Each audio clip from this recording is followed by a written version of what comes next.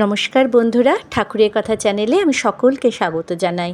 পরম গুরু শ্রী শ্রী রাম ঠাকুরকে প্রণাম জানিয়ে প্রতিদিনের মতো আমি অন্তরা আপনাদের কাছে সকল বড়দেরকে প্রণাম জানাই।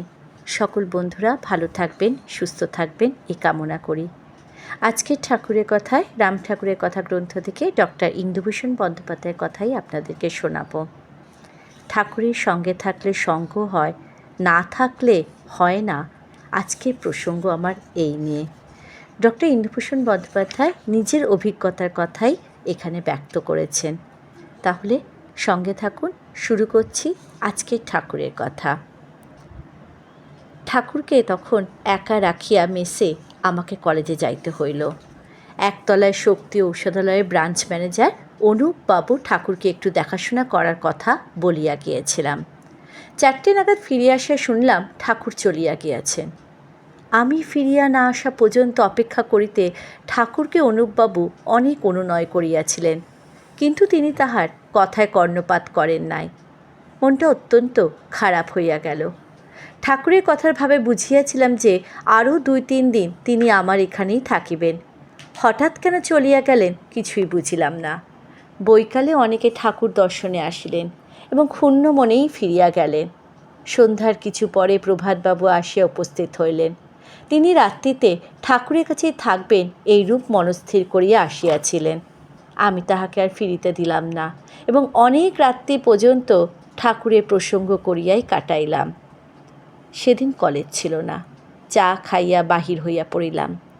সম্ভাব্য সকল স্থানে ঠাকুরের অনুসন্ধান করিলাম, কিন্তু কোনো সংবাদ পাইলাম না। অত্যন্ত বিষণ্ণ মনে বাড়ি ফিরিয়া আসিলাম। ঘরে ঢুকায় কিন্তু সে ভাব কাটায়া গেল। দেখিলাম যে খাটের উপর ঠাকুর একাকী বসিয়া রইয়াছেন। জামা ছাড়াইয়া হাত মুখ ধুইয়া ঠাকুরের নিকট আসিয়া বসিলাম এবং তাহাকে জিজ্ঞাসা করিলাম যে হঠাৎ তিনি কোথায় গিয়াছিলেন। ঠাকুর বলিলেন যে সে সময় প্রায় 17-18 বছর পূর্বে তিনি যখন উত্তরপাড়ায় ছিলেন, সেখানে নিকটস্থ কোনো এক গ্রাম হইতে এক ভদ্রলোক তাহার সঙ্গে দেখা করিতে আসিতেন। ধর্ম কী এবং ধর্ম লাভের উপায় কী, এই বিষয় লইয়া ঠাকুরের সঙ্গে তাহার কিছুক্ষণ আলোচনা হয়। আলোচনা অন্তে তিনি ঠাকুরের কৃপা লাভ করেন এবং নাম পাইয়া গৃহে ফিরিয়া যান।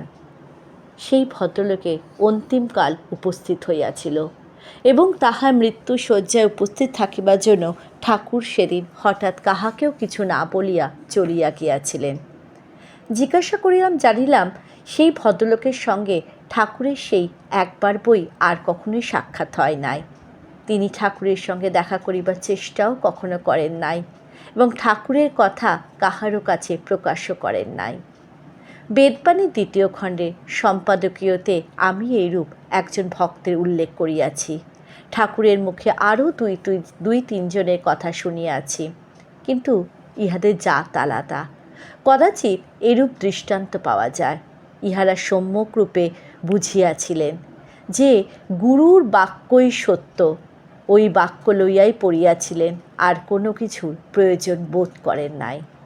আর আমরা তো সারা জীবন ভরে ঠাকুরের কত কথাই শুনিলাম, কতবার তাহাকে দেখিলাম। আমাদের শোনাও ফুরাইল না, দেখাও ফুরাইল না। কখনো কখনো ঠাকুরকে বলিতে শুনিয়াছি যে সংসারে 3 প্রকার লোক আছে, করিমুল্লা, সোনাউল্লাহ আর বকাউল্লাহ।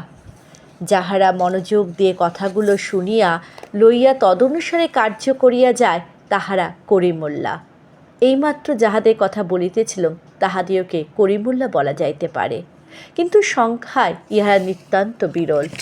যাহারা কিছু করুক বা না করুক, অন্তত কথাগুলো শোনে, তাহারা সোনাউল্লাহ। ইহারাও সংখ্যায় খুব বেশি নয়। নিবিষ্ট মনে কোনো কিছু শুনিবার ধৈর্য অধিকাংশেরই নেই। আমি নিজে যে সকল ক্ষেত্রেই ঠাকুরের উপদেশ মনোযোগ সহকারে শুনিয়াছি, এমন কথা কখনোই বলিতে পারি না। কিছুক্ষণ ঠাকুরের কথা শুনিয়া সিগারেট টানিবার অছিলায় বাহিরে চলিয়া গিয়াছি এবং বন্ধুদের লইয়া আড্ডা জমায়া বসিয়াছি। ঠাকুরের কাছে ফিরিয়া যাইতে কখনো কখনো হয়তো 1 ঘণ্টার উপর বিলম্ব হইয়া গিয়াছে। 5-7 জনে মিলিয়া ঠাকুরের প্রসঙ্গ হইতেছে। অনেক ক্ষেত্রে দেখিয়াছি যে যিনি বলিতেছেন তাহার কথা বড় কেহ একটা লক্ষ্য করিতেছেন না। কিন্তু তাহার থামিবার প্রতীক্ষায় নিজে কিছু বলিবার জন্য সকলেই মুখ উঁচাইয়া রহিয়াছে। ইহার ব্যতিক্রম যে কখনো দেখি নাই এমন কথা আমি বলিতে পারি না, কিন্তু আমরা যে বেশিরভাগই বকাউল্লা নামে চিহ্নিত তাহা নিঃসন্দেহ। আরেকটা কথা এখানে বলা প্রয়োজন। ঠাকুরের নিকটে থাকলেই ঠাকুর সঙ্গ হয়, দূরে থাকিলে হয় না, এ কথা তো আমরা কেউই বলিতে পারি না। নিজের অভিজ্ঞতা হইতে বলতে পারি, দূরে থাকিয়া বোধ হয় ঠাকুরের সঙ্গ অধিকতর সুষ্ঠুভাবে উপভোগ করা যায়। তৎসত্ত্বেও আমি বলতে বাধ্য হই, আমাদের অনেকের মনে এই বিষয়ে একটা ভ্রান্ত ধারণা আছে। একটি দৃষ্টান্তের সাহায্যে কথাটা বুঝাইতে চেষ্টা করি। প্রায় 10 বছর পরের কথা। ঠাকুর তখন গঙ্গাপ্রসাদ মুখার্জি রোডে প্রতাপ বাবুর বাড়িতে ছিলেন। সন্ধ্যার পরে তাহার সঙ্গে দেখা করিতে গিয়াছিলাম। কয়েকজন ভদ্রমহিলা ঠাকুরের নিকটে ছিলেন এবং ছোট ঘরখানিতে স্থান সংকুলান না হওয়ায় অন্যান্য সকলে বাহিরের বারান্দায় একখানি শতরঞ্চির উপর বসিয়া গল্প গুজব করিতেছিলেন। আমিও যাইয়া তাহাদের সঙ্গে বসিলাম।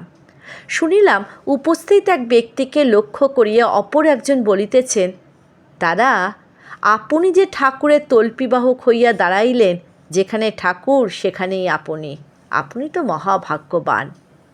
দাদা সম্মিত মুখে একটু হাসিলেন এবং বুঝিলাম যে তিনি অত্যন্ত খুশি হইয়াছেন। আমার মাথায় তখন হঠাৎ একটা দুষ্ট বুদ্ধি আসিল।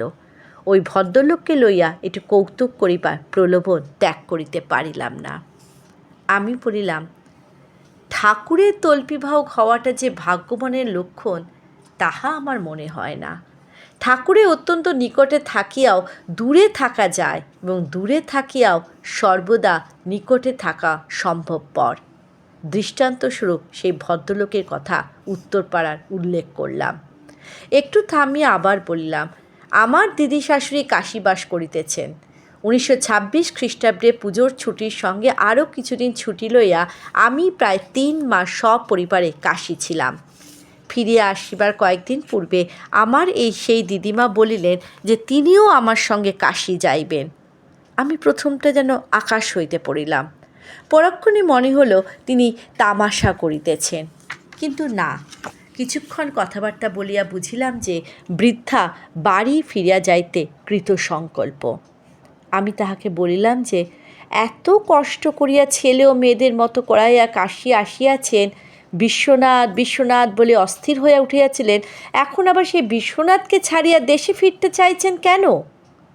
উত্তরে তিনি বলিলেন, যখন দেশে ছিলাম তখন কবে বিশ্বনাথ কৃপা করিয়া আমাকে তাহার কাছে টানিবেন, কবে তাহার পায়ের তলায় পড়িয়া থাকিতে পারিব, দিবা নিশি এই চিন্তাই করিতাম। আর এখানে আসিয়া ঠিক ইহার উল্টা হইয়াছে। বিশ্বনাথের কথা বড় একটা মনেও হয় না, দিবারাত্রি কেবল দেশের কথাই ভাবি।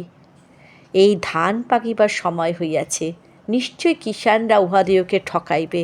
কোন ক্ষেতে কিরূপ ধান হইবার সম্ভাবনা উহারা তাহার কি জানে।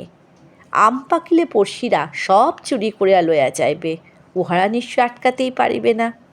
এরূপ কত চিন্তাই যে করি তাহার আর ইয়ত্তা নেই।